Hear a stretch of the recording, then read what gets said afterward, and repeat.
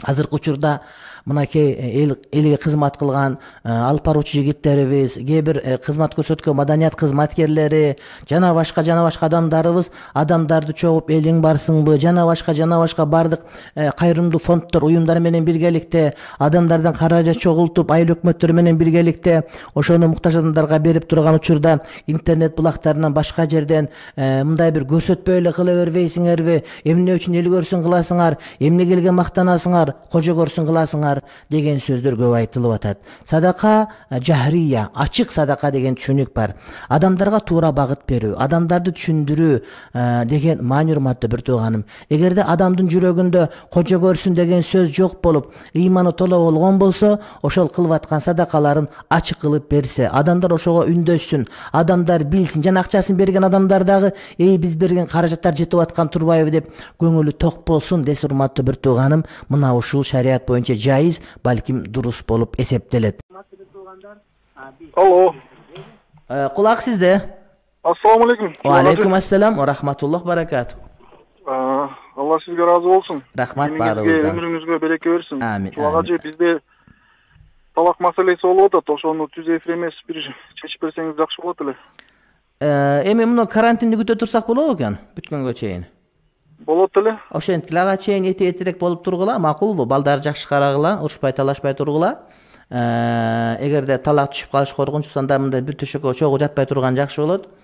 Балким силерге дагы мындай бир сыноо, ошол ойлонуп пикирленсеңер, карантин бүткөндөн кийин келсеңиздер, угуп анан маселени чечкенге аракет кылабыз иншалла. Чуагачы, онлайн менен чечсек болобу? Онлайн менен чечсек болобу дейт. Силер шаардасыңарбы? Биз көлдөбүз. Көлдөсүңөр. Көлдө болсоңор анда ошол студияга телефонуңарды калтыргыла, же сиздерге биздин телефонду беришет, WhatsApp номурду ошого жазсаңыздар, андан кийин ошол аял күйөөлүү экөөңөр чогуу турган учурда ошол мындай группа түзүп мага ачыккыла экөөңөр макул мени кошуп туруп, макулбу? Ошол группа менен суроо жооп кылабыз иншалла. Рахмат сизге, бактылуу болуңуз. Кийинки угарман кулак сизде. Assalamu alaikum. Wa alaikum assalam wa rahmatullahi wa barakatuhu. Ажыке, сизге бир мындай суроо бар эле. Азыр жаңы жана жабырат деген чыгып атпайбы? Ооба. Маасы катары. Ооба. Жана Россияда, Москвада чыккан колдонуп атабыз да, ошол жана эме болуп атат да. Мынтип үйлөсөң, тиги сатуучулар айтып атат да, үйлөгөндө жел чыкпаш керек, анан кийин ичине суу куйса, суу акпаш керек. Андай жок, аны керек, андай шарт жок андай. Андай шарты боло берет, Ооба. Бизден бир таксыр алыптыр. Суу мындай жел турат экен, ичине суу куйса кичине суу жылдып агып атат. Жок, ал андай эмес. Суу маасыдан деле агып чыгат да. Суу өтпөш керек дегени негизи туура эмес. Үчүн жанагы бай ошону кийгенде мас тартканда колдогу ным өтүп кетпеш керек деген, ушунчалык калың болуш керек деген сөз. Анан үйлөгөндө шаардай болуп, табарсыздай болуп, мында топтой болуп тура берет деген шарт жок ал. Жарай берет. Жарайт, ооба. Алла разы болсун. Рахмат, бактылуу болуңуз. Москвада жүргөн бир туугандарга мына кар түшүп атканын көрүп атабыз. Урматтуу бир туугандар, этиет болгула, өтө суукта. Айрыкча мына Сибирде жүргөн бир туугандар мынагу даарат алганда өтө суук болсо таянма алыш керек болот. Эгерде жанагыдай бир даарат муздак суу болсо жок болуп калган учурда ден соолукту караңыздар. Дааратканага барганда, башкага барган учурларда кургактап коюп же болбосо жанагыдай ным салфеткаларбы, влажный салфетка деген, ошону менен тазалансаңар дагы ошол жакшы болот. Ден соолук керек, көр такыбалык кылып отуруп ден соолукту бузуп албагыла. Ошол суук учурда ден соолук үчүн эгерде суу ден соолукка зыян бере турган болсо, бул убакта таяммум кургак таарат кылганга шариятыбыз уруксат берет. Дагы бир угарман кулак сизде. Assalamu alaikum. Wa alaikum assalam wa rahmatullahi wa barakatuhu. Мен суроомундай болуп атат да, үйдө жамаат кылып намаз окугула деп айтпадыңыз.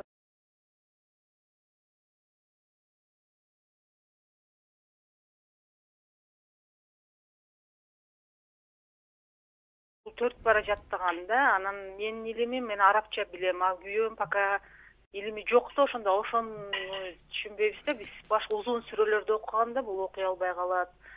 Бирок кыска сүрөлөр туура эле окуйбу же ката окуйбу? Тууралап, оңдоп, аракет кылып, азыр жакшы эле окуп калды. Эгерде ошол билсе кыска сүрөг иман болот. Анткени балаңыз 9 жашка чыккан болсо, балагатка жете элек да.